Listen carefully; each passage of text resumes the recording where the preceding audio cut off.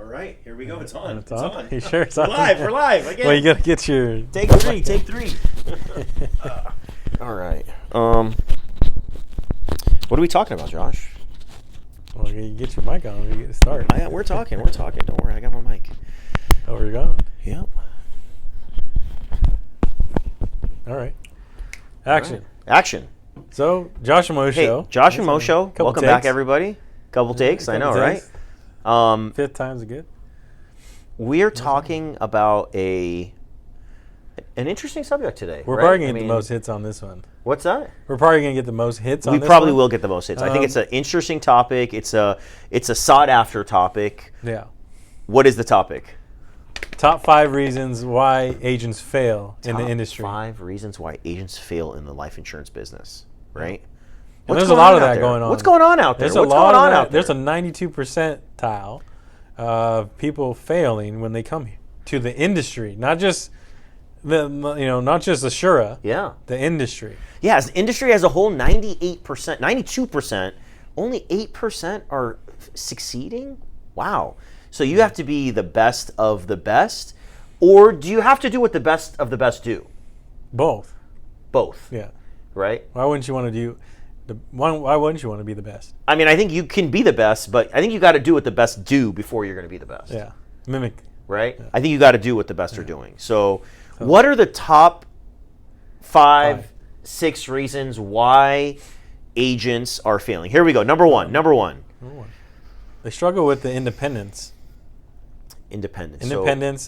Yeah. I think what we're talking about when we say independence is the idea of I make my own schedule. It's I own my own business. I own my own business. I'm my own boss. Okay. The problem is the boss is too easy on you. And you're the boss. Right? You're too easy on yourself, right? I mean, earlier I was saying, if you're easy on yourself, life is hard. If you're hard on yourself, life is easy. Yeah. Okay, and so a lot of agents feel that I make my own schedule means I could do whatever I want, whenever I want, however I want, right? That like 40-hour, 50-hour, 60-hour work week turns into a 15-hour work week because I make my own schedule, right? I make my own schedule. Yeah. But when you're starting a business, Uncle G, right, says the number one reason why agents fail is because they underestimate the amount of effort it takes to succeed in the business, right? So you need structure, you need a schedule, you need to stick with it. Yeah.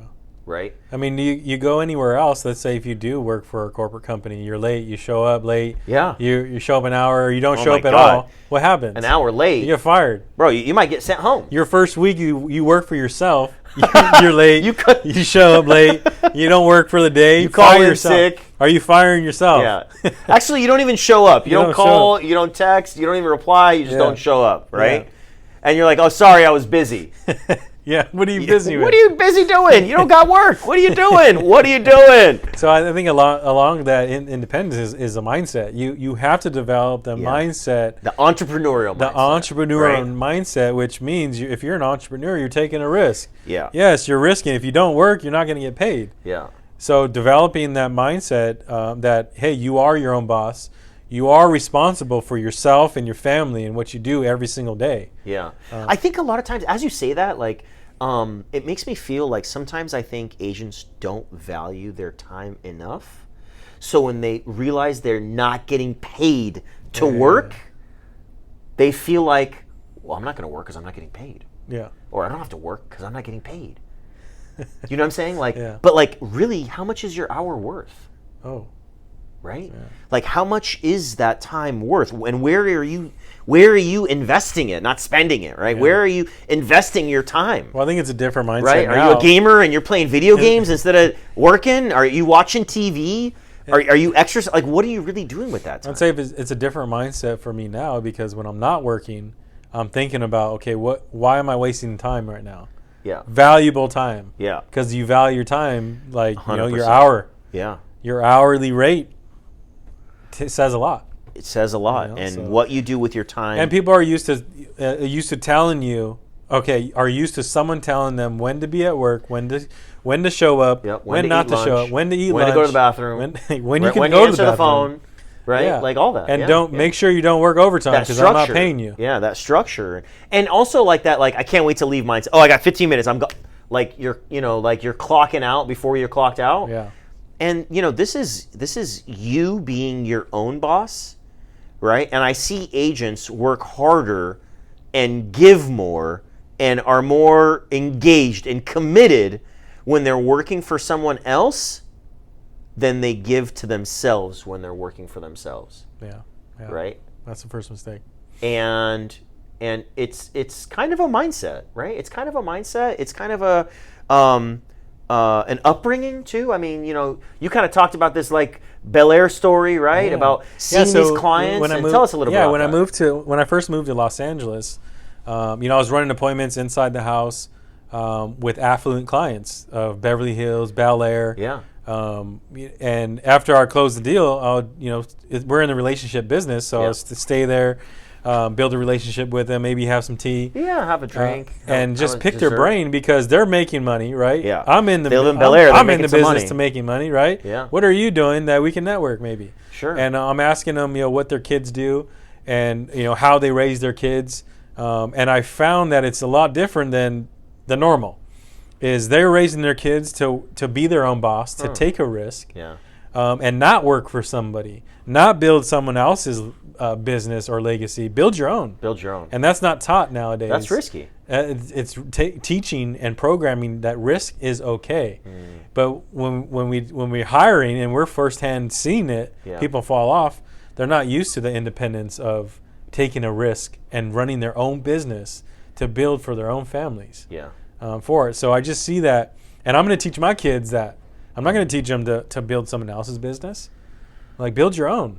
All right, so number one, get comfortable with being independent. Get a structure. Gotta have structure. Get to your mentor and say, hey, I need this structure. Gotta have a process. Write out a calendar. Right. And then you can adjust it along the way. But stick to it. I mean, you've got a schedule, but it's flexible, but it's not whenever, however, whyever. I mean, it's got to be some consistency. You earn your way into that flexibility. You do. And independence, you do. You totally earn your way into it. Yeah, absolutely. Yeah. Because you could take as much time off as you could afford, I guess, right? Yeah. The second one is being coachable.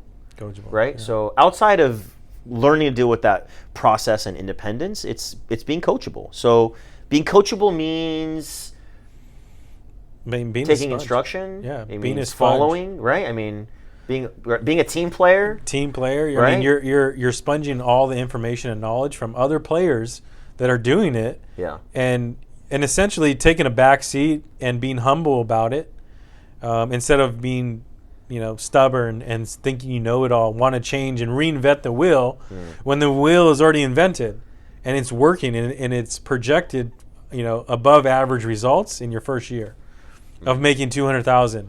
Like, have you made, you got to ask that agent, have you made $200,000 in your first year and with zero experience? If their answer is no, maybe you should listen. Maybe you should be coachable. But I find that even with a little bit of experience, they want to go and deviate off of our process and system that's proven to work. Reinvent the wheel. Right. They want to make it their own. Yeah. Right. Or why is it, and then you get why is it not working for me? Why am I not making money? Sure. Why am I not selling? Okay. Well, are you doing every necessary thing? Are you really following the process? I mean, in business, I heard there's three valuable things. People, process, and products. Yeah. And process. So process is a pillar. Yeah. In the business. So you got to be coachable to the processes and procedures within your organization. And different organizations, you go to McDonald's, they sell a lot of burgers. Yeah. Right? You go to Burger King, they sell a lot of burgers. But if you work at McDonald's, you can't be trying to sell Whoppers, right? I mean, you over there is whopping. Can't be, there's no flame grill at McDonald's, right? Yeah. And if you're at McDonald's, if you're at Burger King, you can't be making Big Macs. Yeah. Is the Big Mac better than McDonald's? Is there one that's better than the other? I don't know. But at the end of the day, whatever organization you're with, you got to follow their procedures. You got to buy in. Buy into the program. Right? That kind of takes us into the next one, which is kind of buying in, plugging in. Plugging into the system. Plugging into the system, right? That's why if people are agents that come, let's say in the industry and don't buy in or plug in, that's number 3. Yeah. What does that mean? It means you're not, you haven't drank the Kool-Aid. You're not playing full out. You're not all in on what you have. Maybe you have a backup plan. Maybe you don't really like the culture. Maybe you don't really like the people. But at the end of the day, it's attending the trainings, imitating the people, embracing the culture, showing up to the meetings, getting involved in the meetings,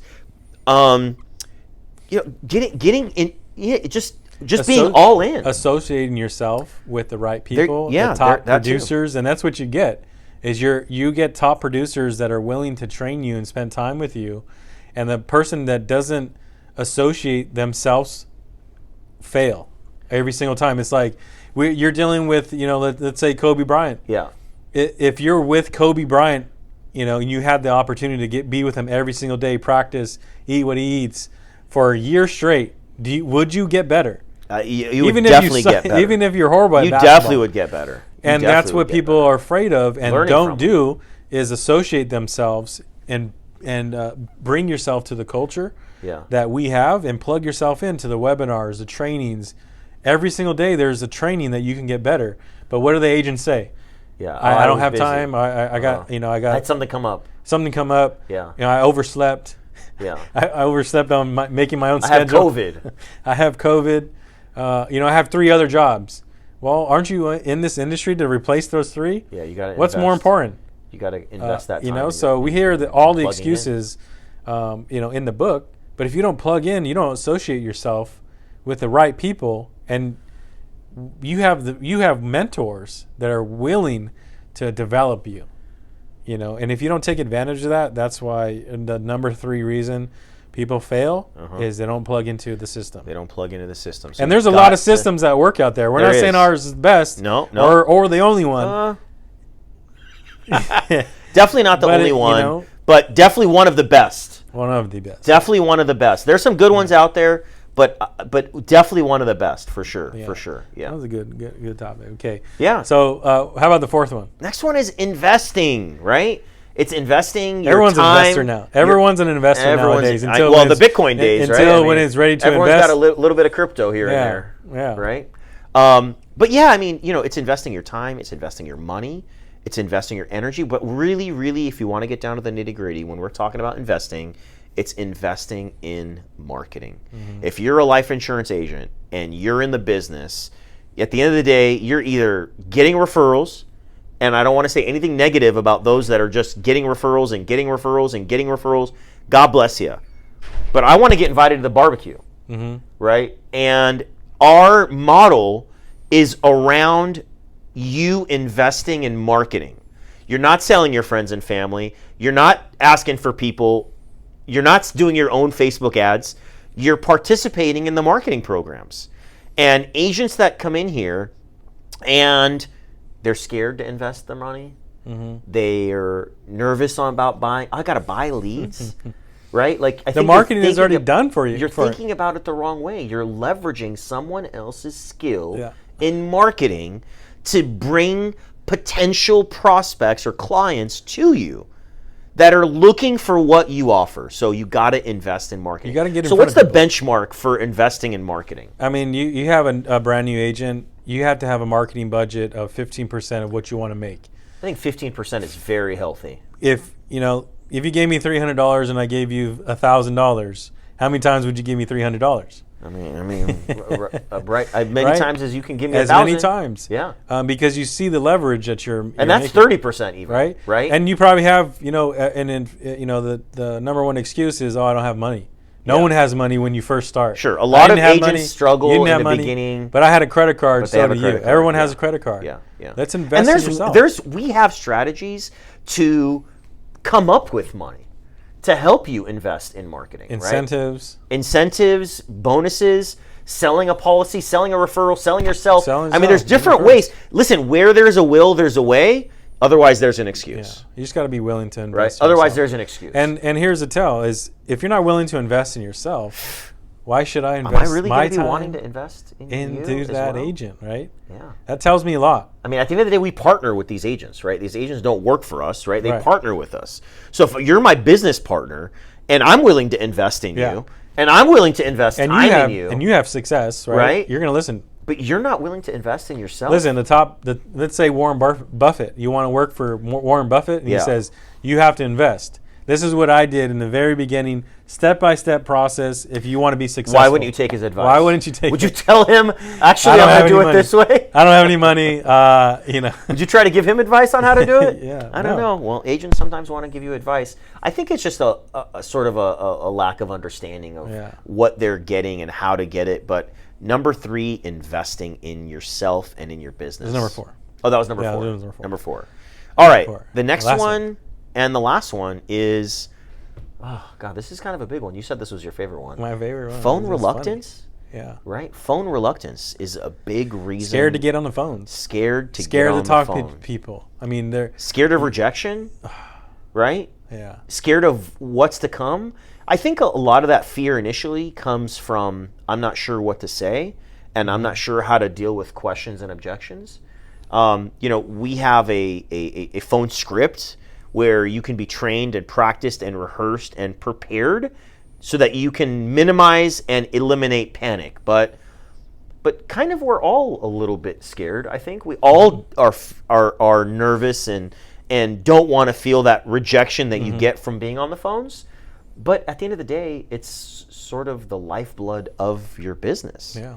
And if it's true that successful people do what unsuccessful people are not willing to do, I mean, it points at this right here. Yeah. It's the hardest thing that we do is just picking up the phone. It is. And that sounds so easy to do. I know. But, it goes back to the independence. Is you don't allocate time to be on the phones per, hours per day or, set aside that time. You're not going to get on the phones. But you said it yourself, if you're not prepared, you don't role play, you're not plugged into the trainings where you can get repetition and get skills of handling those objections and be ready for anything that comes your way. Yeah. What does that do to your confidence? It boosts it. It boosts the confidence. But if you're not plugged in, that's where people get shocked. They get blindsided, right? I mean, you kind of brought that up earlier when we were talking about how people get on the phone and they just are like, whoa, like they wouldn't expect that. Because I think sometimes people get brave on the phone. Oh, yeah. These consumers, they say mean things, they act, the nicest people can be pretty brave on the phone. Yeah. Not to mention our parents taught us to lie. Those are the ones that buy. All the time. They do buy. They do buy. They do. I think some agents expect the leads to be nice and be like, "Oh, I'm so glad you got a hold of me. I'm ready to buy insurance. When can you sell it to me?" Yeah.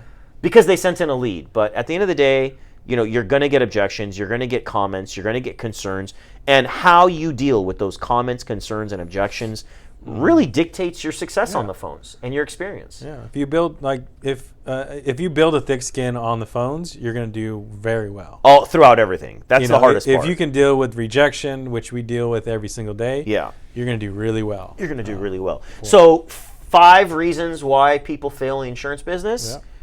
Yeah. Dealing with the independence. Being coachable, right? Investing in themselves, right? Yeah. Being on the phones, dealing with the phones, and plugging in. That was the one. Associating yourself with the right people, plugging into the system, regardless of what company you're with, what program you're on. These are things that these are speed bumps that you want to avoid and be prepared for. And actually use towards your advantage, I guess, right? I mean, because these, on the other side of these things, are what agents are doing to be successful. So you master these 5 things, you take control and plan out these 5 things, there's a lot of success in the insurance business. Josh, if someone wants to get a hold of you to talk about these 5 things with you, how do they get a hold of you? I have a landing page, and it's manzanomaster.agency. If you guys laughed, if you got something out of this, if it helped you pursue your interest in insurance, Subscribe, click like. Hey, Visit the subscribe, page. hit the ding bell, Hit the do it ding. all. Like, I don't know all the arrows, but do all of that for us. That would be great. Like and share. Where can they get a hold of you? Manzano Master Agency. ManzanoMaster.agency. ManzanoMaster.agency. I've That's got a good website. Stuff on there too. I have a giveaway on there too. Oh, giveaway. All right, nice. Everybody loves a giveaway. There you go. So my website is Protect with Mo. That's MOE, protectwithmo.com. Get on there, schedule a call with us. Let's talk. Let's see what you're up to. Let's see what you're doing. Even Let's if see what they're you're not doing. a different IMO, let's network. Oh, yeah. No, what are you doing? We're talking all companies, all products, all carriers. We're wanting to chat with you. Well, thanks for taking the time. I hope you guys took something from the call. I feel like I learned something from the call today, right? Yeah. Always that was good chatting. Always a pleasure. Josh and Moe Show. Josh and Moe Show. All right, you guys have a good one. Thanks. Let's go. We get this one.